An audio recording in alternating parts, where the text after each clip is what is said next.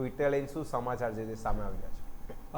Good afternoon Ajay. જો વાત કરવા જઈએ ને તો અત્યારે છે ને આ નવો એક વિષય એક જે ટોપિક આવી રહ્યો છે કે ગરમીના કારણે ઇકોનોમી ઉપર અસર થશે. અને આપણે જોવા જઈએ ને તો આ જે હીટ વેવ ચાલી રહી છે યુરોપમાં, અને એના હિસાબે જોવા જઈએ તો જીડીપીને ફટકો પડી શકે છે. યુરોપની જે જીડીપી છે એને 0.3નો ફટકો પડી શકે છે. એની પાછળના જો કારણો આપણે જોઈએ તો અત્યારે એક જે છે કે ગરમીના કારણે જોવા જઈએ ને તો એક તો પહેલી વસ્તુ છે કે યુરોપ જે પ્રદેશ છે ને એ ગરમી માટે ટેવાયેલો નથી, અને એની ગરમી છે ને એ એક જુદા પ્રકારની ગરમી હોય છે. અને યુરોપમાં જોવા જઈએ તો હાર ગરમી છે ને એ આર્થિક પડકાર બની રહ્યો છે. એની પાછળનું કારણો જોવા જઈએ તો ફ્રાન્સ અને સ્પેનના જે જંગલોમાં આગ લાગી છે, 3 લાખ હેક્ટર સુધીમાં આગ લાગી છે.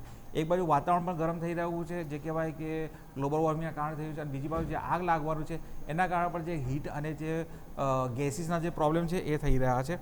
અને એના કારણે જોવા જઈએ 3 લાખથી વધુ લોકોનું જે સ્થળાંતર થઈ રહ્યું છે. અને હીટ વેવના કારણે જે આરોગ્ય, પરિવહન, કૃષિ ઇન્ફ્રાસ્ટ્રક્ચર છે એને દબાણ આવી રહ્યું છે. સાથે જોવા જઈએ તો જે આખી જે એની જે સાયકલ જે પેટર્ન જે છે એ ચેન્જ થઈ ગઈ છે. એના હિસાબે જોવા જઈએ તો એગ્રીકલ્ચર જે છે એના ઉપર પણ જે અસર આવી રહી છે.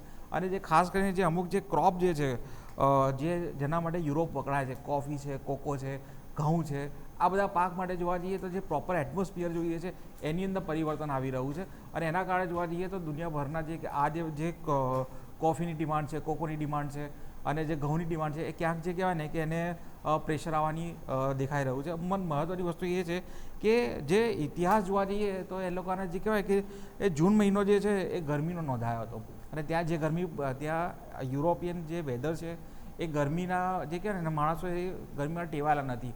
અને ત્યાં ગરમી જોવા જઈએ તો 40 ડિગ્રી સુધીની આપણે ગરમી જોયેલી છે.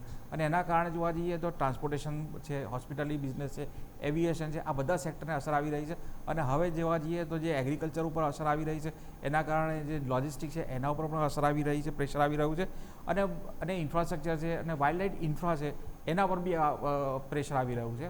અને ખાસ કરીને જોવા જઈએ તો યુરોપનું જે કહેવાય ને કે હોસ્પિટલી બિઝનેસ છે ને એના ઉપર સખત પ્રેશર આવી રહ્યું છે ગરમીના કારણે. અને આ બધાના જોવા જઈએ તો જીડીપી જે આખા યુરોપની 0.3 સુધી ઘટવાની આશા છે એ કહેવાય ને કે સંભાવના વધી રહી છે. અજય.